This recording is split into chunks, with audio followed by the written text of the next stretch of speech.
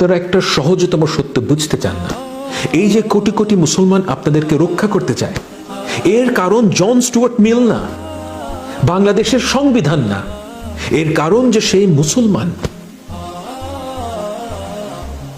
আমি মুসলমান বলেই এই বিশ্বাস করি ও এই অ্যাক্ট করি যে আমার দ্বারা আপনার যেন কোনো ক্ষতি না হয়, আমার দ্বারা যেন কোনো অবিচার না হয়।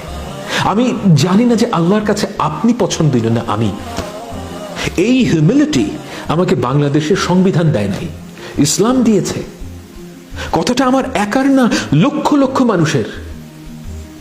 হিন্দু সম্প্রদায়ের মানুষরা মনে করেন যে একজন মুসলমান যে একজন হিন্দুকে ভালোবাসতে পারে, এর একমাত্র অজুহাত হলো যে আমি বাঙালি। এই ধারণাটা বিপজ্জনক ও ক্ষতিকর। আমি যে মুসলমান হওয়ার কারণেই আপনাকে ভালোবাসি, এই চিন্তাটাই আপনাদের মাথায় আসে না। আমার মুসলমান থাকাটা আসলে আপনার জন্য লাভজনক। Try to recognise this.